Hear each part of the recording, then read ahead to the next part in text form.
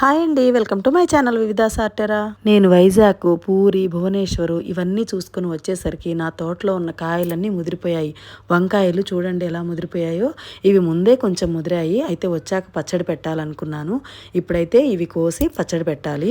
ఇంకా బెండకాయలు అయితే మరీ ముదిరిపోయాయి, వాటితో అయితే పచ్చడి కూడా పెట్టలేమన్నట్లు తయారైపోయాయి. చిన్న ఉన్నాయి కదా, ఇవైతే తెల్ల వంకాయలండి, విత్తనాల కోసం ఉంచాను. బీరకాయ కూడా ముదిరిపోయిందండి. శ్రీను అయితే కోసి మా హస్బెండ్కి ఇవ్వలేదు, తను వండుకోలేదు, అలానే వదిలేశాడు.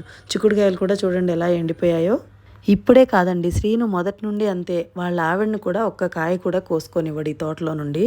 అంత బాగా చూసుకుంటాడు తోట అంతా. కానీ అలా కొయ్యకుండా నేలపాలైతే నాకు కూడా బాధ అనిపించింది. వాళ్ళైనా కోసుకొని వండుకొని ఉంటే బాగుండేది అనిపించింది.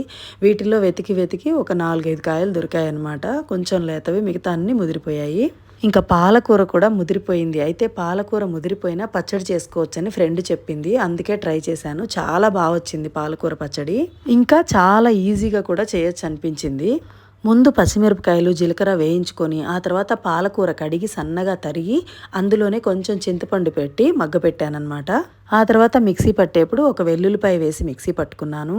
ఇక మామూలుగా అన్ని పచ్చళ్ళు పోపు వేసినట్టే పోపు వేసి అందులో ఉల్లిపాయ ముక్కలు మాత్రం కొంచెం ఎక్కువ వేసుకోవాలి అంతే. పచ్చడి అయితే ఎంత రుచిగా ఉందో, మీరు కూడా ట్రై చేయండి. చాలా అంటే చాలా బాగుంది. మన పిల్లలు ఎవరైనా ఆకుకూర తినకుండా ఉంటారే, వాళ్ళకి మాత్రం ఈ పచ్చడి చాలా బాగా నచ్చుతుంది. ఇంతకుముందు నేను ఆకుకూరలతో బిర్యానీ కూడా చేశాను, కానీ ఇలా పాలకూర పచ్చడి చేయడం మాత్రం ఇదే మొదటిసారి. నిజంగా చాలా బాగుందండి. ఇలా పాలకూర కొంచెం ఆరిపోయే వరకు మిక్సీ జార్లోనే వదిలేశాను. అలాగే వేడి మీద మిక్సీ వేస్తే ఆవిరికి మూత ఎగిరిపోతుంది. ఇలా మట్టి కుండలో పోపు వేసేప్పుడు నూనె పూర్తిగా కాగక ముందే తాలింపు గింజలు కూడా వేసుకోవాలి. అలా నూనె కాగక ముందే వేయడం వల్ల మట్టి కుండ పగిలిపోకుండా ఉంటుంది. చెప్పాను కదా, ఈ పచ్చడికి ఉల్లిపాయలు కొంచెం ఎక్కువ వేసుకుంటే బాగుంటుందని. ఇంకా పసుపు వేసి మిక్సీ పట్టిన పేస్ట్ అంతా పోపులో వేసేసాను.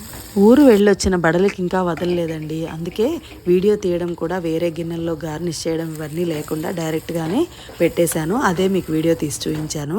పచ్చడి అయితే నిజంగా చాలా బాగా కుదిరింది. ఏమైనా కొంచెం బయట ప్రయాణాలు చేసి వచ్చామంటే సెట్ అవ్వడానికి ఒక వారమైనా పడుతుందేమో అనిపించింది నాకు. ఇంకా దోసకాయ పప్పు, గుమ్మడి వడియాలు కూడా ఈరోజు భోజనం అనమాట. వేడి వేడి అన్నంలో నెయ్యి వేసుకొని ఈ పచ్చడి వేసుకొని తింటుంటే అసలు ఎంత బాగుందో చెప్పలేను నేను. హెల్త్కి హెల్త్, టేస్ట్కి టేస్ట్. మీరు కూడా ఒక్కసారి ఇలా ట్రై చేసి ఎలా ఉందో నాకు కామెంట్ చేయండి. బాయ్ అండి.